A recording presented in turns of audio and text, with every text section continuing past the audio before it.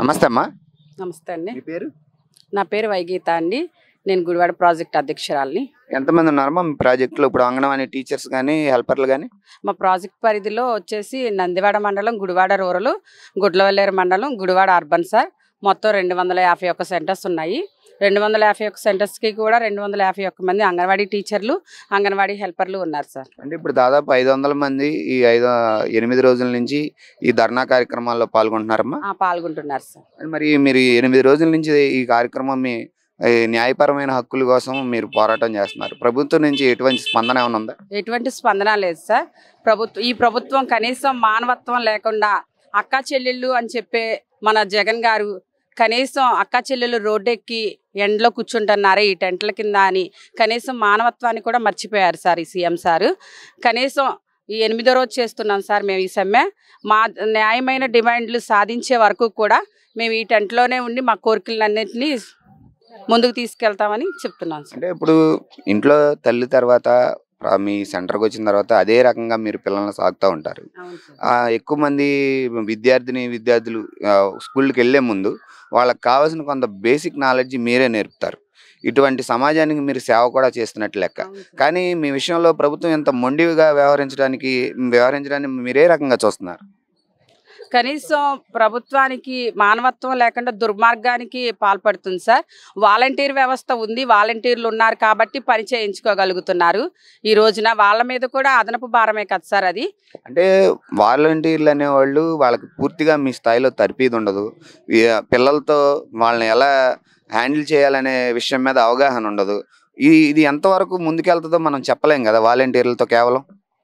వెళ్ళదు సార్. కనీసం పిల్లల్ని తీసుకొచ్చి అంగన్వాడీకి మగవాళ్ళు రాకూడదు అని చెప్తారు సార్. మాకున్న పైనుంచి అధికారులు చెప్పేది ఏంటంటే మగవాళ్ళు రాకూడదు, కనీసం ఆ ఇంట్లో వ్యక్తి ఒక తండ్రి తప్ప మిగతా వాళ్ళు ఎవరు వచ్చినా సరే పిల్లల్ని పంపం సార్ మేము. అలాంటిది ఈ రోజున సచివాలయం వాళ్ళు అందరూ ఎంప్లాయీస్ అందరూ ఎక్కువ శాతం మగవాళ్లే ఉన్నారు. అయినా సరే వాళ్ళకు బాధ్యతలు అప్పచెప్పి పిల్లల్ని అంగన్వాడీ సెంటర్లకు తీసుకొస్తున్నారు సార్.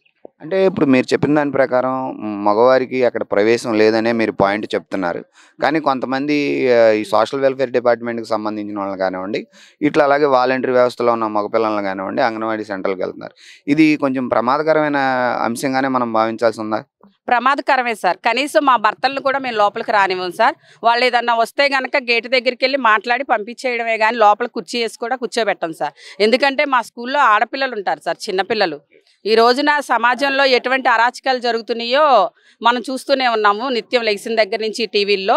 అలాంటప్పుడు మరి వాళ్ళకి అదనపు బాధ్యతలు అప్పచెప్పి మగవాళ్ళని అంగన్వాడీ సెంటర్లో ఉంచడం ఈ ప్రభుత్వం ఎంతవరకు ముందుకు తీసుకెళ్తుందో చూడాలి సార్. ఇప్పుడు మనం విజయవాడ దగ్గరలో పెనంలూరు ఒక అంగన్వాడీ సెంటర్లో వాలంటీర్లు ఉయ్యాలు అవ్వడం, ఆ వెయిట్ మెషిన్లు ఎక్కడం ఇలాంటి చూసాం మనం. ఇది ప్రభుత్వానికి కూడా ఇది ఒక సిగ్గుచేటు చర్య. దీన్ని వాళ్ళు ఇలా సమర్థించకుండా మీరు ఎలా చూస్తున్నారు? వాళ్ళు సమర్థించుకుంటున్నారు సార్. ఆ సాల్టర్ స్కేల్ మీద 25 కేజీల బరువు మాత్రమే మేము చూడగలం సార్.